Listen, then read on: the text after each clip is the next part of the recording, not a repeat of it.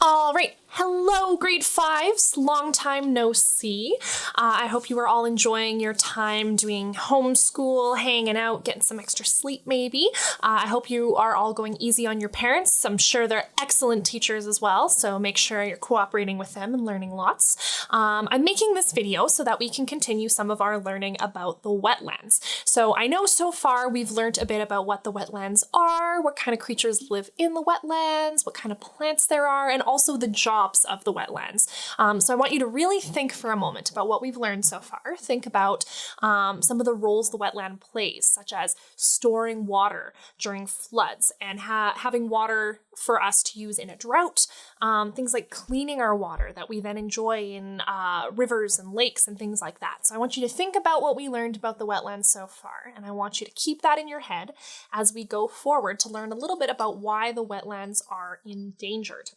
So the wetlands are a threatened ecosystem or environment, and there are a couple different reasons for that. So one of the main reasons is human impact. Human impact can consist of all sorts of different things, including agriculture, development of shopping centers, new roads, building things, kind of digging up all the ground, all that. I forgot the word for a second. So basically, when humans want to use wetlands areas, they will drain the water from the wetlands so that the land can be developed a lot easier into farmland or into roads, different things like that. Now, that can be super, super critical to the wetlands because if you remember, there's a lot of different plants and animals that live there. That's their home, that's what they use, and not only that, but that's where our water gets stored. So it's super important to make sure that that doesn't happen. However, it's also important to make sure that everybody has enough to eat, and farming, which is one of the reasons people will drain the wetlands, is responsible for keeping people fed. So when people farm, they're helping to support communities by bringing them food and produce, fruits and veggies, all that super important stuff.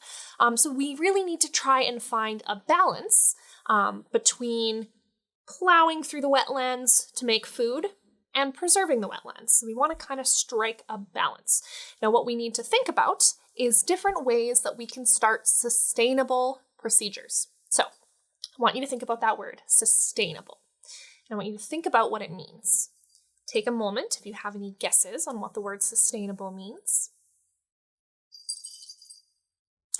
So, sustainable means it can last a long time. It's able to sustain itself or keep working over a long period of time. So a sustainable practice is something that can go on for a long time without having mass destruction happening. Because if we just keep digging up the wetlands, there will be no more wetlands. And so that's not sustainable. It doesn't make the wetlands last for a really long time. I hope that kind of makes sense. So we're looking for sustainable procedures for farming and things like that. Now, for development, that's another thing that harms wetlands. And there's a lot of waste that can pollute the waters in the wetlands. So even when something is built not on the wetlands, but around the wetlands, all of that runoff, fertilizers, pesticides, waste, those all go down into the wetlands and they pollute the water. So pollution is not a good thing. It's making the water unhealthy to drink, unhealthy to live in for a lot of animals and plants, and that is a no-go. So we also need to try to find sustainable procedures for dealing with waste and dealing with different things like that because we don't want to pollute the water any further. So that's another thing affecting the wetlands. Another cause of the wetlands being endangered is climate change. So I'm sure you may have heard of climate change by now. Basically, it means that a bunch of different things are changing due to a bunch of really sciencey stuff that you guys won't learn yet, but you'll learn that eventually. Your parents may have a better explanation than me. I'm not a super good scientist, but basically, because of climate change, things in the environment or the ecosystem are changing. Now, if you think back to the game that we played, where you each were a part of the ecosystem, so you guys played a producer, a consumer, a decomposer, and then some of you played death, disease, and hunting.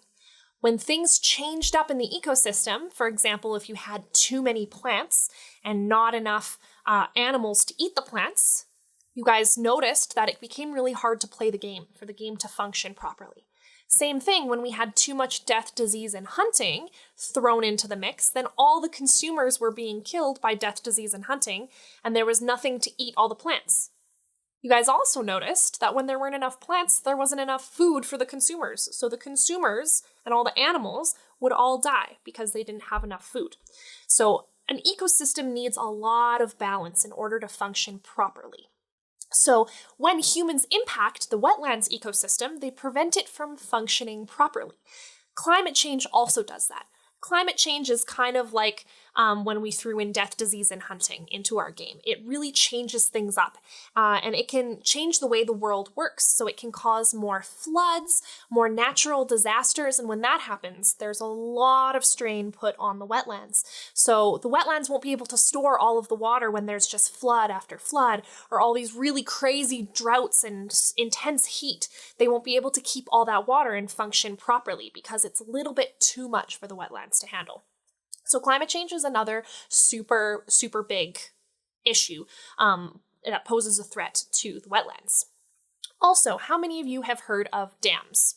So a dam is a structure that blocks the flow of water in an area.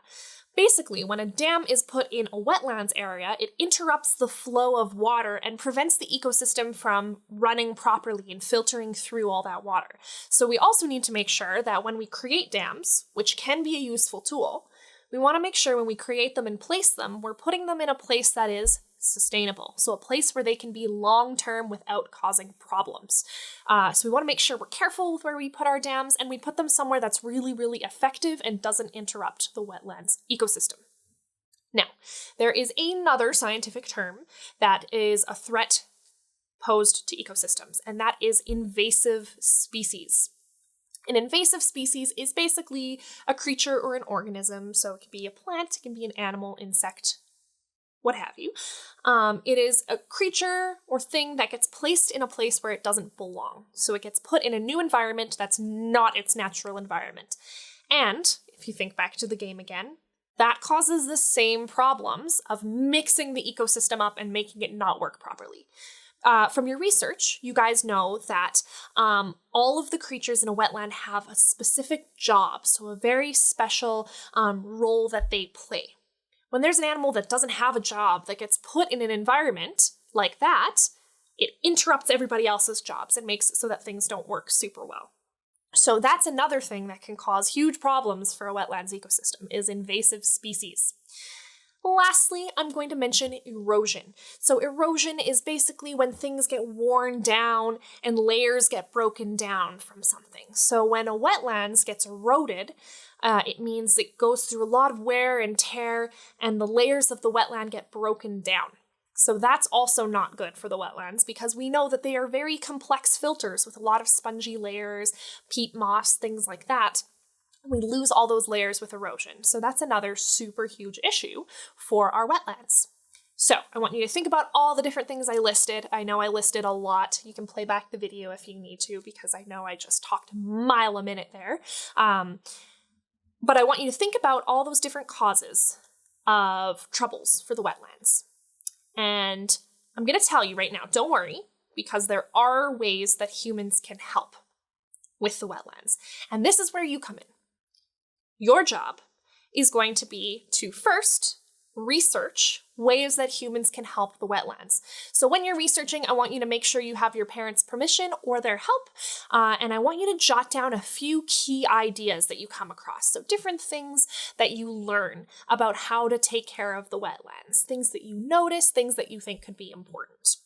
So I want you to jot those down in some notes, and then I want you to use that information to create a cool invention that helps you to save the wetlands. Now, when you create this invention, you're going to use all recycled materials. So you can go to your recycling bin, try and find maybe some toilet paper rolls, Kleenex box, empty of course, whatever you can find, jars, cans of things like that. You can also use old clothing, any other materials that you're allowed to use. Make sure you're allowed to use it. Ask your parents first. So you're going to use all recycled and repurposed material, and you are going to create an invention that will help the wetlands. It can be totally made up, totally inventive, imaginative, be as creative as you want, and you are going to build the structure. And then I want you to create a paragraph, 5 good sentences, of what your invention does and how it helps the wetlands. So for example, if you make a different kind of filter that helps the wetlands, that could be your invention, or maybe an invention for a different kind of farming, things like that. So I want you to be super, super creative and try to come up with something cool and something new that doesn't exist yet. I look forward to seeing what you come up with, and good luck.